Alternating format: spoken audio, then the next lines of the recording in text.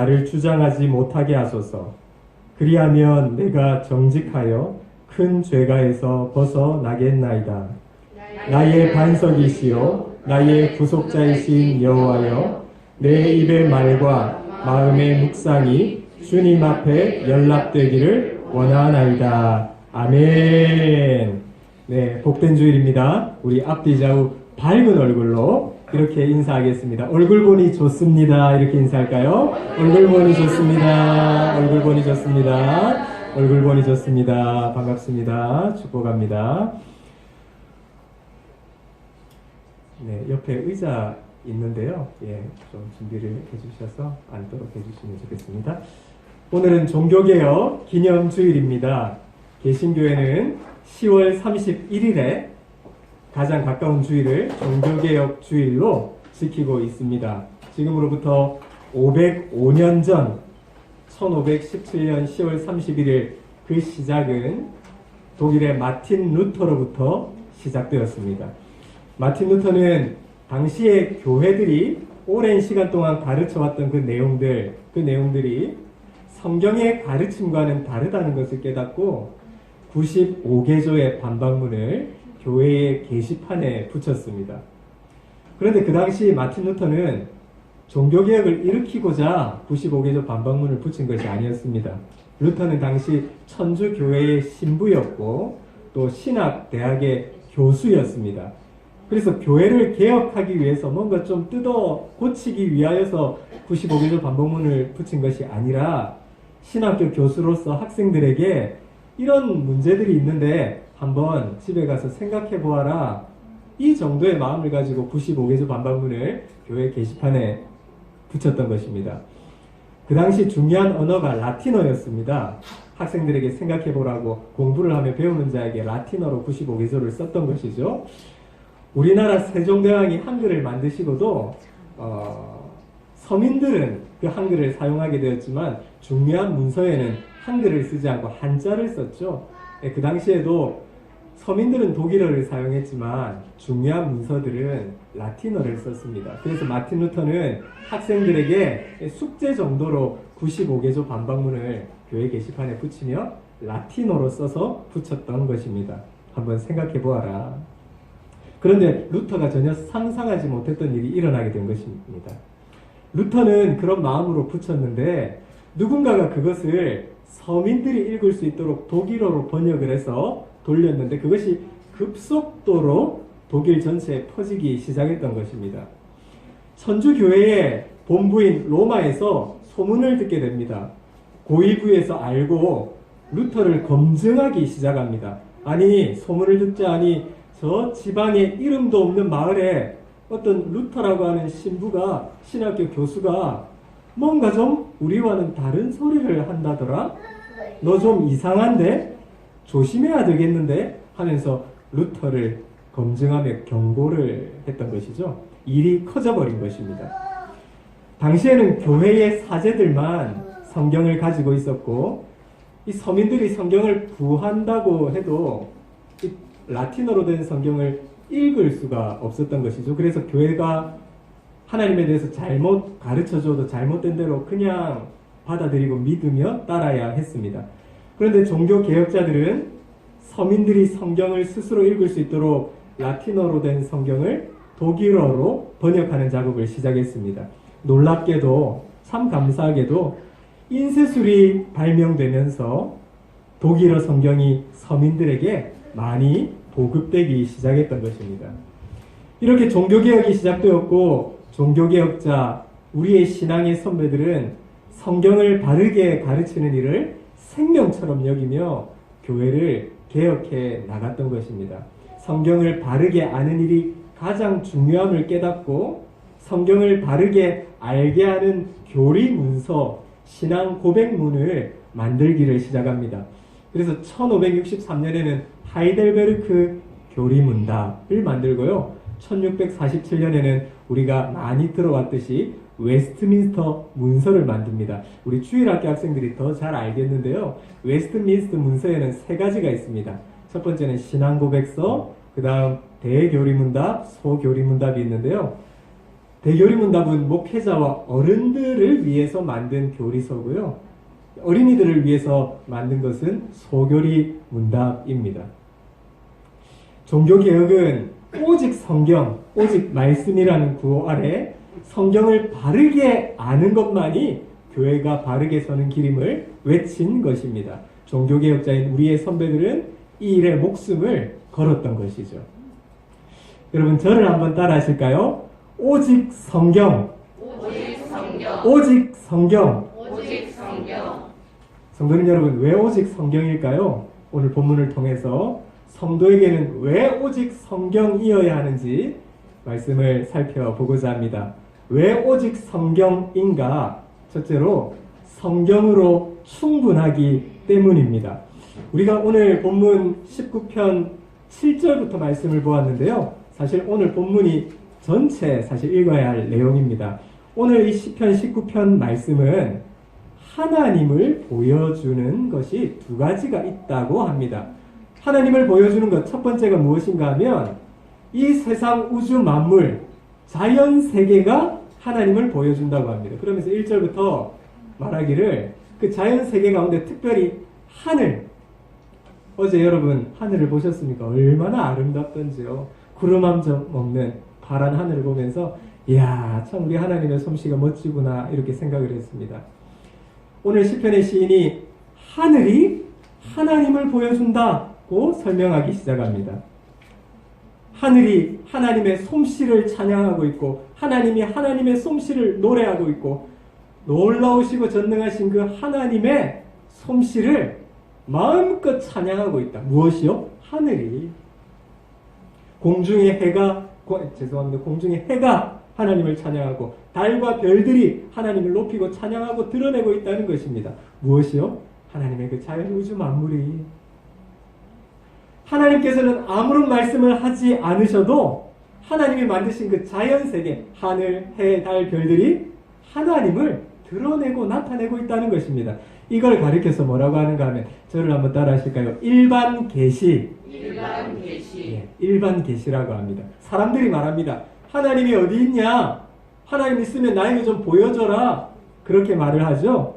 그러나 하나님은 그런 사람들에게 변명하지 못하게 하기 위해서 하나님을 보여주지 않았다고, 하나님을 가르쳐주지 않았다고 핑계대지 못하게 하시기 위하여서 일반 계시인 하나님의 이 온 우주 자연 만물을 통해서 그 자연 만물이 하나님이 있어요, 하나님 살아계세요 라고 다 그렇게 해놓으셨다는 것입니다. 이게 일반 계시입니다. 뭐 하지 못하도록요? 핑계하지 못하도록. 나중에 심판대 앞에서 주님을 믿지 않아서 지옥에 떨어지는 자들에게 왜 나에게 하나님을 나타내 보이시지 않으셨나요? 라고 변명하지 못하도록 하나님은 자연을 통하여서 하나님이 살아계심을 다 드러내셨다는 것입니다. 로마서 1장 19절 말씀에 이런 말씀이 있습니다. 하나님이 만드신 만물에 분명히 하나님의 신성이 보여 나타나나니 그러므로 그들이 핑계하지 못할지니라.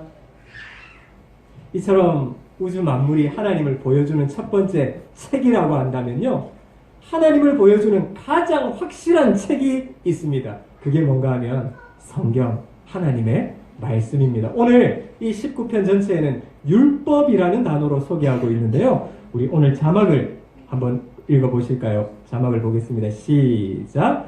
여호와의 율법은 완전하여 했습니다. 하나님의 율법, 말씀이 완전하다고 말합니다. 특별히 오늘 이 시편 19편은 율법이라는 단어를 다른 단어로요, 교훈, 증거, 계명, 길, 도, 법이라는 단어로 소개하고 있는데요. 하나님을 알아가는 데에 말씀이 충분하다는 것입니다. 하나님의 말씀, 성경이 하나님을 알아가는 데 충분하다고 소개하고 있습니다. 말씀은 하나님의 백성들을 하나님께로 인도하는 것이고요. 낙심한 자에게 소망을 주고요. 하나님의 말씀은 지혜 없는 자를 지혜롭게 하고요. 두려움 가득한 마음에 평안을 줍니다. 힘이 없는 자에게 하나님의 말씀은 힘을 주고요. 위로가 필요한 자들에게는 위로를 주는 게 주의 말씀입니다. 주님, 내가 어떻게 해야 되죠? 이렇게 고민하는 자에게 하나님의 말씀은 길을 가르쳐 주고요. 이 땅에서 무엇이 최고의 복인지, 무엇이 율법이, 하나님의 말씀이 그것을 가르쳐 준다는 것입니다. 왜 오직 성경인가? 오직 성경만이 충분하기 때문에, 하나님의 뜻을 알기에, 하나님께로 나아가기에 충분한 주의 말씀이 되는 것입니다. 성도님 여러분, 성경을 보시면요, 하나님께서 자기 자신을 알려주셨죠. 이 구약과 신약의 이 성경 인물들에게 자기 자신을, 하나님 당신을 알려주셨습니다. 그런데 그 알려주신 그 계시하신 그 내용들을 그냥 그 성경의 인물들이 머릿속으로 기억해, 그리고 네가 알게 된 나에 대한 지식, 하나님에 대한 지식을 너의 입으로, 입에서 입으로 자녀들에게 다 증거해 라고 하시지 않으셨습니다. 왜냐하면 사람의 기억은 쉽게 왜곡되거나 변질되기 참 쉽기 때문입니다. 1년 전의 기억도 가물가물할 때가 많습니다.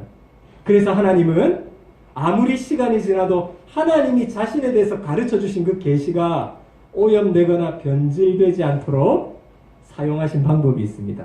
기록이라는 방법을 사용하셨습니다.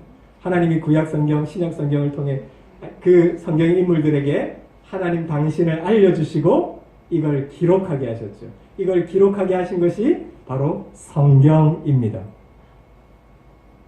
그래서 성경은 시간이 지나도 변질되지 않습니다. 그래서 성경을 가리켜서요, 저를 한번 따라 하실까요? 캐논. 예, 우리 일본의 유명한 카메라 캐논 있죠? 캐논 뜻이 뭔가 하면 표준, 기준이라는 뜻입니다. 좀 더 명확하게는 자, 우리가 길이를 재는 자, 이게 캐논입니다. 자를 갖다 대면 이게 몇 센치인지 분명하게 드러나죠. 자는 기준, 표준이 되는 것입니다. 하나님의 뜻이 무엇인지를 바르게 알게 되는 표준, 그 기준이 바로 캐논, 하나님의 말씀, 성경이라는 것입니다. 때때로 하나님의 말씀을 들었다는 사람들을 보게 됩니다. 만나게 됩니다. 여러분, 하나님의 음성을 들었어요. 하나님의 음성을 들었습니다 라는 말을 들을 때면 와, 대단하다, 신기하다 라고 생각하면 안 되고요. 그 사람을 좀 멀리하고 조심하셔야 합니다. 잠재의식 속에서 간절히 바라고 원하던 것이 가슴을 울리거나 마음을 울려서 들리는 그런 소리 있을 수도 있고요. 산에서 어떤 소리를 들었다고 해서 그게 하나님의 소리라고 하면 안 됩니다. 주의 음성이라고 하면 안 됩니다. 사탄도 마귀도 얼마든지 흉내를 냅니다. 무슨 음성을 들었다? 그건 표준이 될 수 없습니다. 내가 감동을 받았어요. 이건 표준이 될 수 없습니다. 꿈에서 보았어요. 이건 하나님의 뜻이라는 표준이 될 수 없습니다. 오직 무엇만 표준? 캐논이라고요? 기록된 하나님의 말씀, 주의 율법, 주님의 말씀이 하나님을 알게 되는 캐논, 자라는 사실입니다. 우리 교회는 장로교회입니다. 가장 성경적인 신앙 고백을 따르는 교회라는 말입니다. 장로교회의 교리문서 계속 강조하죠. 웨스트민스터 신앙고백서 가장 처음에 나오는 1장, 제가 공식처럼 외우라고 했던 말씀이 있죠. 저를 따라하겠습니다. 계시는 중단되었다. 왜? 성경이 완성되었기 때문에. 네, 한 번 더 하겠습니다. 계시는 중단되었다. 왜? 성경이 완성되었기 때문에. 그래서 완성된 성경이 우리 신앙의 표준, 캐논, 기준, 자인 것입니다. 그래서 하나님을 알아가는데 성경이 기준이 되고 성경으로 충분한 줄 믿으시기 바랍니다. 성경이 완성되어서 우리에게 주어졌기 때문에, 그래서 오직 성경입니다. 성경으로 충분합니다. 하나님의 음성을 들어야 하고, 꿈을 꾸어야 하고, 환상을 보아야 하고, 무슨 특별하고 신비한 경험을 해야 한다고 성경은 말하지 않습니다. 하나님을 알아가는 것은 하나님의 기록된 이 말씀, 완성되어서 우리에게 주신 이 성경으로 할 수 있는 것입니다. 저를 한번 따라 하실까요? 오직 성경. 오직 성경으로 충분합니다.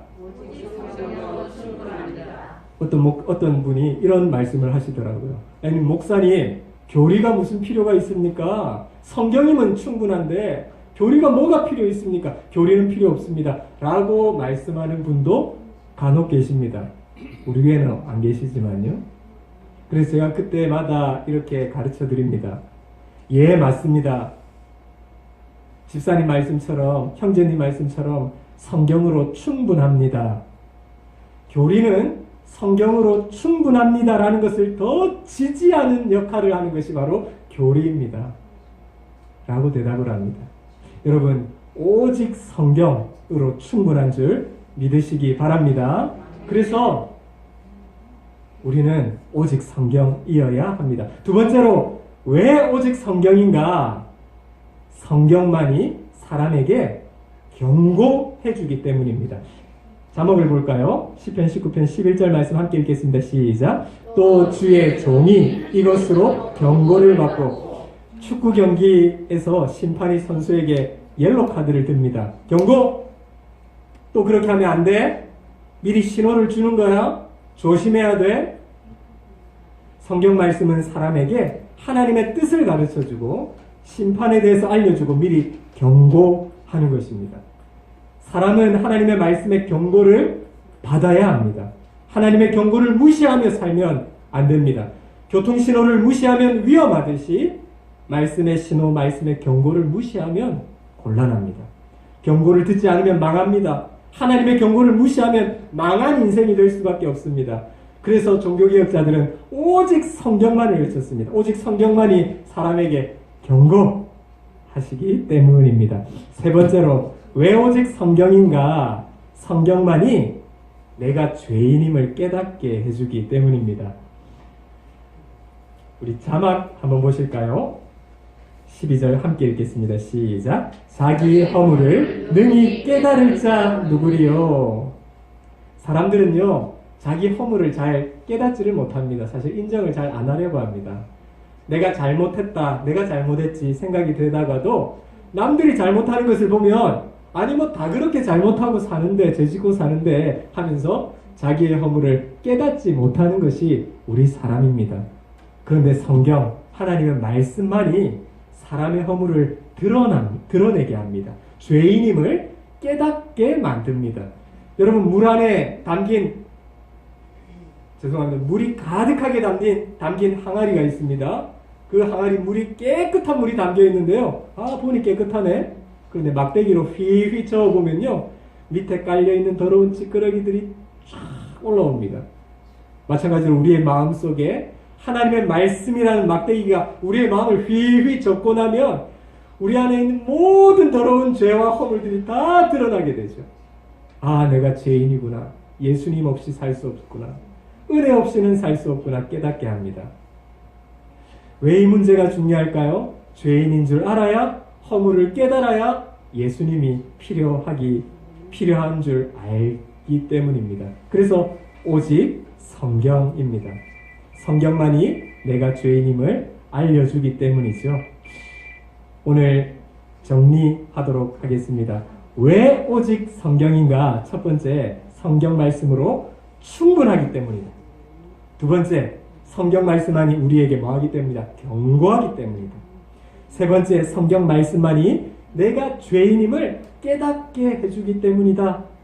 그래서 우리는 오직 성경이고 오직 성경이어야 한다는 말씀을 나누었습니다. 그러면 결론적으로, 그래서 우리는 어떻게 말씀을 대해야 할까요? 우리는 말씀을 사모해야 합니다. 19편 10절 말씀 우리 함께 읽어보겠습니다. 자막을 보면 읽겠습니다. 시작. 금 곧 많은 순금보다 더 사모할 것이며 꿀과 송이꿀보다 더 달도다. 시편 19편 기자는 그렇기에 하나님의 말씀을 사모하기를 권면하고 있습니다. 여기 사모한다는 말의 원문에 보면요, 간절하게 탐낸다 라는 뜻입니다. 간절하게 탐낸다. 여러분, 우리가 십계명을 보면 내 이웃의 물건을 탐내지 말라 했죠. 우리는 탐내면 안 됩니다. 그런데 탐내어야 할 게 있습니다. 무엇인가 하면 하나님의 말씀에 대해서는 우리가 탐내며 살아야 할 줄 믿습니다. 하나님의 말씀은 아무리 탐내어도 부족합니다. 우리 다시 한번 시편 19편 10절 말씀 읽어볼까요? 시작. 금 곧 많은 순금보다 더 사모할 것이며 꿀과 송이꿀보다 더 달도다. 이 시편의 시인은 하나님의 말씀이 꿀과 송이꿀보다 더 달도다 이렇게 말합니다. 요한계시록 10장에 보면 사도 요한이 환상 중에 천사의 손에 무엇인가 들려있는 것을 봅니다. 천사의 손에 하나님의 말씀인 두루마리가 들려 있었습니다. 그래서 사도 요한이 천사에게 천사가 가지고 있는 그 두루마리를 내게 주소서라고 합니다. 그랬더니 이 천사가 사도 요한에게 두루마리를 주면서 먹으라 이렇게 말합니다. 사도 요한이 환상 중에 그 두루마리 하나님의 말씀을 먹게 됩니다. 그랬더니 사도 요한이 이렇게 고백합니다. 어찌 이렇게 단지요? 꿀과 송이꿀보다 더 다나이다. 하나님의 말씀 두루마리를 먹고 사도 요한이 달고 달다고 고백합니다. 성도님 여러분, 우리는 평생 주님 앞에 설 때까지 평생 교회에 가며 평생 하나님의 말씀을 들으며 평생 주님의 말씀과 함께 살아야 할 사람들입니다. 그래서 성도님 여러분, 평생 하나님의 말씀을 먹고 야, 하나님의 말씀이 이렇게 달구나. 하나님의 말씀이야말로 가장 달고 단 주에 살아있는 말씀이구나. 이런 은혜가 평생 있게 되기를 간절히 축원합니다. 사실 하나님의 말씀을 탐내신 분은 예수 그리스도이십니다. 예수님은 말씀 자체이면서 또 하나님의 말씀을 탐내신 분이십니다. 여러분, 우리가 이 땅을 살아가면서 욕심내어야 할 일이 있다면 다른 그 어떤 욕심보다 하나님의 말씀을 사모하는 욕심입니다. 성경을 사모하는 욕심, 말씀을 탐내는 것 우리가 해야 할 일입니다. 꿀보다 달디단 하나님의 말씀임을 우리가 늘 맛보고 누려야 한다는 것입니다. 505년 전 1517년 종교개혁이 일어나고 종교개혁 운동은 바로 말씀을 사모하고 말씀을 탐내는 운동이었습니다. 여러분, 말씀을 사모한다. 근데 조금 뭔가 좀 어렵지 않습니까? 도대체 말씀을 사모한다는 게 뭔가? 종교개혁자들은 너무도 친절하게 말씀을 사모한다는 것, 이 말씀이 뭔지 구체적으로 세 가지라고 했습니다. 첫 번째, 기록된 성경이 하나님의 말씀이고요. 두 번째, 말씀 자체이신 그리스도 예수님이 말씀이고요. 세 번째, 설교가 말씀이라고 했습니다. 뭐라고요? 성경, 예수 그리스도, 설교. 이것을 말씀이라고 종교개혁자들은 정리해 주었습니다. 사랑하는 성도님 여러분, 우리가 평생 말씀을 사모하고 말씀을 탐내며 살아야 할 텐데, 기록된 하나님의 말씀이 성경을 사랑하시고 말씀, 로고스 자체이신 예수님을 더 사랑하시고 또 설교, 하나님의 말씀인 설교를 들으면서 달디단 주의 말씀을 경험하시는 우리 모두가 되시기를 바랍니다. 우리는 개인적으로도 얼마든지 성경을 묵상할 수도 있고요. 또 얼마든지 성경 공부도 할 수 있습니다. 개인적으로 얼마든지 해나갈 수 있습니다. 그러나 특별하게 하나님의 말씀, 성경을 사모하는 그 출발은 설교, 공적 모임, 공적 예배를 통해서 주시는 하나님의 말씀인 설교를 통해서 출발하도록 하십니다.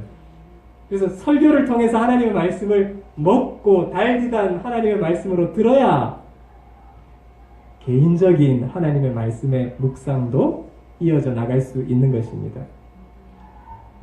예배 때 하나님의 말씀을 사모하지 않고 개인적으로 하나님의 말씀을 사모하는 일은 일어나지 않습니다.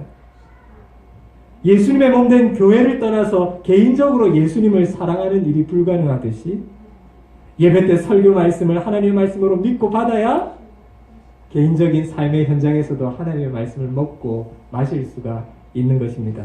사랑하는 성도님 여러분, 종교개혁자들은 오직 성경, 오직 말씀을 강조했습니다. 정리하겠습니다. 왜 오직 성경입니까? 첫째, 성경 말씀만으로 충분하기 때문입니다. 둘째, 성경 말씀만이 우리에게 경고하기 때문입니다. 셋째, 성경 말씀만이 내가 죄인인 줄 깨닫게 해주기 때문입니다. 그래서 우리는 말씀을 사모하고 말씀을 탐내어야 합니다. 성도님 여러분, 평생 하나님 말씀 탐내며 사시기를 바랍니다. 말씀에 욕심을 내시기를 바랍니다.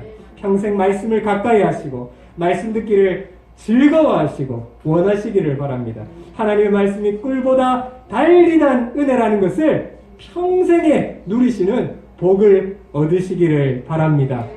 성경 자체를 사랑하시고 말씀 자체이신 예수님을 사랑하시고 설교를 사랑하시기를 바랍니다. 종교개혁 기념주의를 맞이하여서 오직 성경, 오직 말씀의 복을 평생 누리시는 개인, 가정, 교회 될 수 있기를 주님의 이름으로 간절히 축원합니다. 아멘. 우리 말씀을 생각하며